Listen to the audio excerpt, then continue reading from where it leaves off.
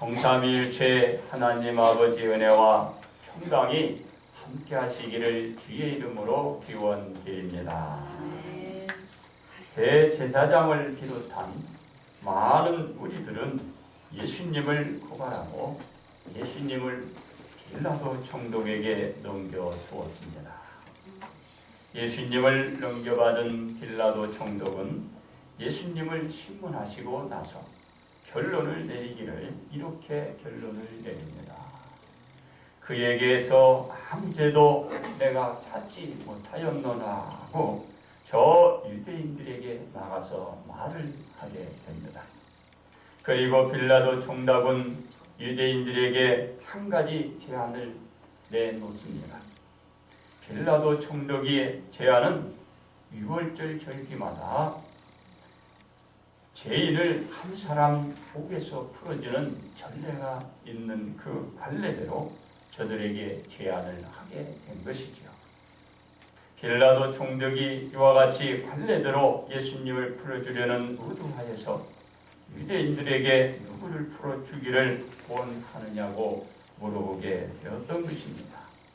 그렇습니다. 그런데 빌라도 총독의 의도와는 정반대의 요구를 저 유대인들이 하게 된 것입니다. 유대인들이 죄인 중에 풀어주기를 요구한 사람은 예수님이 아니고 진짜 범죄인 반노마적 혁명가를 놓아달라는 요구를 하게 된 것입니다. 예수님이 아니라 강도인 바라바를 놓아주기를 원한 것입니다. 빌라도 총독의 생각이 완전히 빗나가고 말이죠. 예수님을 다시 데려가 채찍질을 하고 가시나무로 판을 만들어 예수님 머리에 씌우고 자색 옷을 입히고 유대인이 왕이라 조롱하며 손으로 때리며 구박을 하게 된 것입니다. 그렇습니다. 빌라도 총독은 가시나무에 판을 쓰신 예수님을 무리들 앞에 데리고 나와서 다시 말을 하게 됩니다. 내가 그에게서 아무 죄도 찾지 못한 것을 너희로 알게 하려 함이라 하고 저들에게 또다시 선포하게 됩니다. 가시관을 쓰고 자색 옷을 입고 계신 예수님을 보자 그 무리들은 소리질러 대기를 십자가에 못 박으소서 십자가에 못 박으소서 외쳐댄 것입니다. 그러자 빌라도 총독이 무리들에게 이렇게 얘기를 합니다. 너희가 친히 데려다가 십자가에 못 박아라. 나는 그에게서 죄를 찾지 못하였노라고 말을 하게 된 것입니다. 그렇습니다. 빌라도 총독이 예수님을 구명해 주려는 노력은 수포로 돌아가고 십자가에 달릴 운명에 처하게 된 것입니다. 그러므로 유혹을 뿌리치는 길이란 제목으로 함께 은혜를 나누고자 합니다. 첫째, 구명을 위한 유혹의 손길입니다. 무리들은 예수님의 죄를 고발하면서 빌라도 총독에게 판결을 내려주도록 신청하였습니다. 빌라도 총독은 고발 신청서에 따른 제명을 가지고 신문한 결과는 죄가 없다라는 결론을 얻게 된 것입니다. 그리고 예수님에게는 아무 죄도 찾을 수 없다라고 선고를 내리게 된 것입니다. 이 같은 선고를 3번에 걸쳐서 무리들 앞에서 빌라도 총독이 공포했으나 무리들은 빌라도 총독이 선고한 그 말을 수긍하지 않았습니다. 그리고 예수님을 십자가에 못 박으라고 한 것입니다. 무리들은 십자가에 못 박으라는 제명이 무엇이었나요? 하나님의 아들이라고 했기 때문에 예수님은 십자가에 못 박혀 당연히 죽어야 할 사람이라는 것입니다. 이 소리를 들은 빌라도 총독은 마음이 어떻다고 오늘 성경 말씀은 말하고 있나요? 빌라도 총독은 더욱 두려움을 느꼈다라고 말하고 있습니다. 그러자 빌라도 총독은 예수님께 찾아가서 이렇게 물어보게 됩니다. 너는 어디로부터 왔느냐고 질문을 하게 되는 것입니다. 빌라도 총독의 심정을 가지고 예수님께 질문한 그것을 우리가 간단히 이 시간에 살펴볼 것 같으면 네가 하늘의 하나님의 아들이 되므로 이 땅에 왔느냐? 아니면 나사렛 동네에 살고 있는 요셉의 아들로 이곳에 왔느냐라고 묻고 있는 것입니다. 내게 속시원히 말 좀 해달라고 예수님께 말을 하고 있는 것입니다. 답답하겠죠. 그러나 예수님은 빌라도 총독의 질문에 아무 말도 하지 않았다는 것입니다. 예수님이 아무 말씀도 하지 않으신 것은 이사야 선지자가 예언한 그가 곤욕을 당하여 괴로울 때에도 그의 입을 열지 아니하였으며 마치 도수장으로 끌려가는 어린 양과 털 깎는 자 앞에서 양같이 그의 입을 열지 아니하였다라는 이 말씀을 이루기 위한 것이었다라는 것입니다. 그렇습니다. 빌라도 총독은 예수님께서 아무 말씀도 하시지 않자 이번에 예수님께 이렇게 제안을 하게 됩니다. 내게 말하지 아니하느냐? 내가 너를 놓을 권한도 있고 십자가에 못 박을 권한도 있는 줄 알지 못하느냐고 말을 하면서 예수님께 속시원히 말을 하려고 다그치고 있는 것입니다. 빌라도 총독의 이 말씀은 예수님을 구명해 줄 테니 예수님의 실제 정체를 밝히라는 것입니다. 그리고 빌라도 총독이 내미는 손을 붙잡으라고 제안을 예수님께 한 것입니다. 빌라도 총독이 내민 구명의 손길은 세상의 눈으로 보고 판단해보면 구명의 손길이 맞습니다. 왜냐하면 현재 이스라엘 나라를 다스리고 통치하고 있는 현 총독은 빌라도이기 때문에 그렇습니다.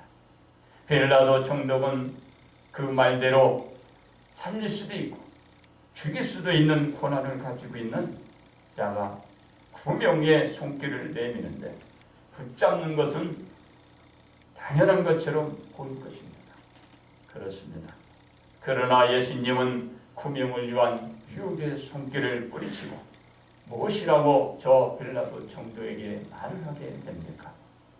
위에서 주지 아니하셨더라면 나를 패할 권한이 없었으리니 그러므로 나를 네게 넘겨준 자의 죄는 더 크도다 라고 빌라도 총독에게 말을 하게 됐던 것입니다.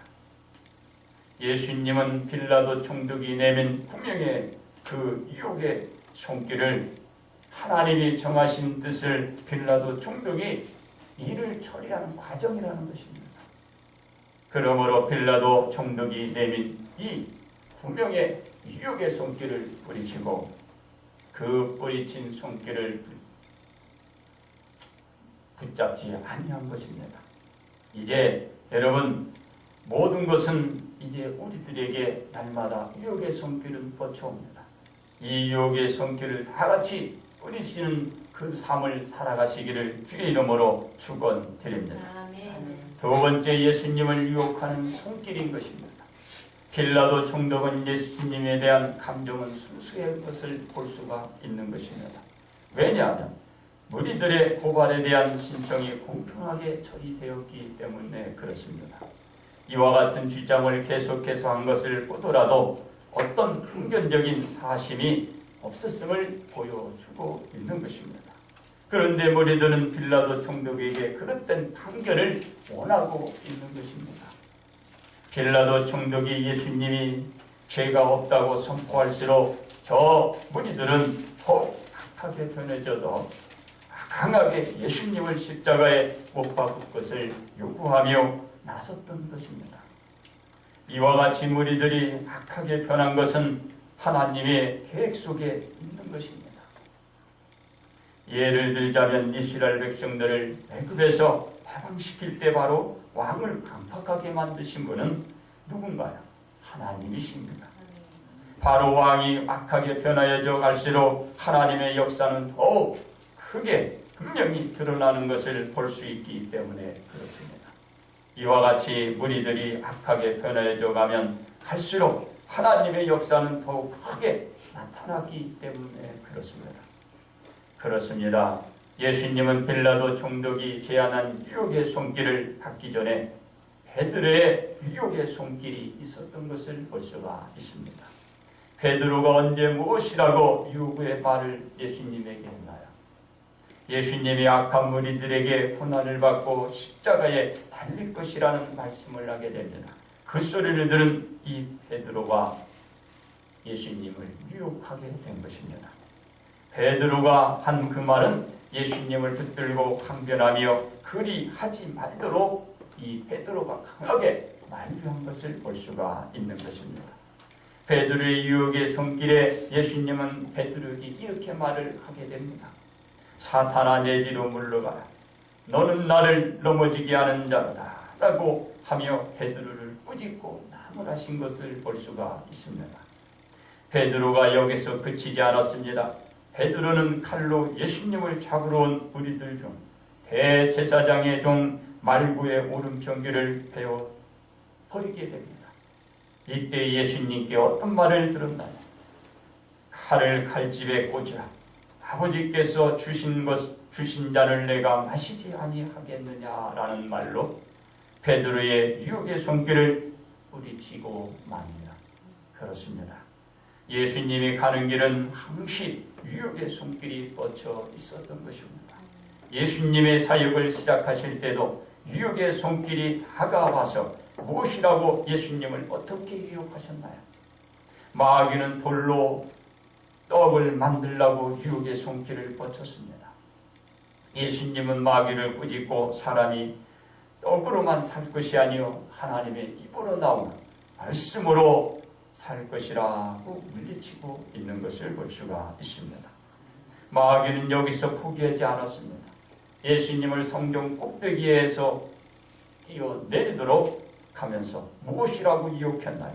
하나님이 너를 위하여 하나님의 사자들을 명하시니 그들이 손으로 너를 받들어 발이 돌에 부딪히지 않게 할 것이라는 말로 우리 예수님을 유혹하고 있는 것입니다.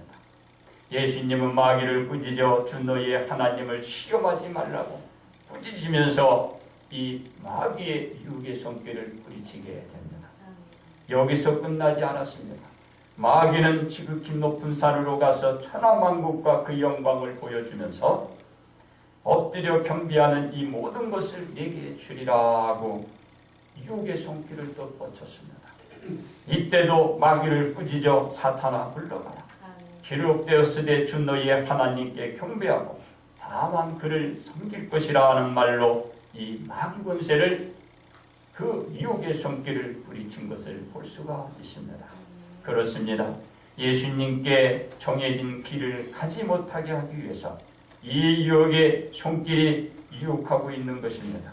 이 유혹의 손길을 뿌리칠 수 있었던 것은 하나님이 주신 사역을 이루기 위한 목표를 바라보고 앞으로 나아가 걸어갔기 때문에 유혹을 뿌리칠 수가 있었던 것입니다.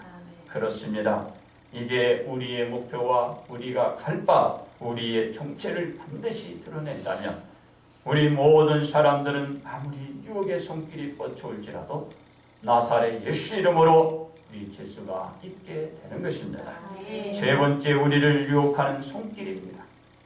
벨라도 총독이 예수님에게 자신이 가진 권력과 지위로 유혹을 그 손길을 뻗치는 걸 볼 수가 있습니다. 벨라도 총독의 유혹의 손길은 고통과 박해와 죽음의 상황에서 벗어날 수 있는 유혹이었습니다. 이 유혹의 손길을 뿌리친다는 것은 쉬운 일이 아닌 것입니다. 왜냐하면 죽음과 관련이 있기 때문에 그렇습니다. 벨라도 총독이 내미는 유혹의 손길을 붙잡으면 살고 내미는 유혹의 손길을 뿌리치면 죽기 때문에 그렇습니다. 이 상황에서 흔들리지 않는다는 것은 웬만큼 마음을 다져 먹지 않고서는 불가능하기 때문입니다. 그런데 예수님은 빌라도 총독이 내미는 유혹의 손길을 하나님이 예수님에게 주시는 정해진 그 죽음의 길이라고 말하면서 유혹의 손길을 뿌리치는 것을 우리는 알아야 하는 것입니다. 그렇습니다. 누구나 내면은 유혹의 손길을 뿌리친다는 것은 우리의 생활 속에서 실제로 힘든 일입니다. 우리들의 생활이 유혹의 손길을 뿌리치지 못하도록 이 사회 여건이, 우리의 환경이, 우리의 생활이 만들어져 있기 때문에 그렇습니다. 오늘 예배를 드리고 나서 교회 밖으로 나가는 순간부터 여러분은 유혹의 손길을 받게 됩니다. 그 손길이 뻗어옵니다. 그 손길을 뿌리치기가 참으로 힘든 상황과 그 환경이 주어지게 되는 것입니다. 이 유혹의 손길이 우리들을 밀어놓고 내몰고 있기 때문에 그렇습니다. 이 생활에서 유혹의 손길을 뿌리치고 빠져나온다는 것이 어려운 것입니다. 그러나 불가능한 것만은 아니라는 것을 우리가 볼 수가 있습니다. 왜 그런가요? 예수님이 유혹의 손길을 뿌리친 것은 자신에게 주어진 하나님의 사명이 있었기 때문에 가능했을 것입니다. 예수님이 수행해야 할 일이 있었기 때문에 저 빌라도 총독의 유혹의 손길을 뿌리칠 수 있었던 것처럼 바로 이와 같이 우리도 유혹의 손길을 뿌리칠 수 있다라는 것입니다. 우리가 다가오는 유혹의 손길을 뿌리치기 위해서는 그래서 예수님의 마음을 본받아야 하는 것입니다. 그래서 우리들로 하여금 너희의 마음, 너희 안에 이 마음을 품어라. 곧 그리스도의 예수의 마음이라고 우리에게 말씀하시고 있는 것입니다. 그렇습니다. 1990년대 제가 알고 있던 아주 진실하고 독실한 한 목사님이 계셨습니다.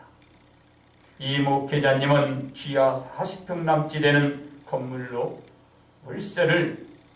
월세로 입주를 해 그곳에서 개척을 시작했습니다.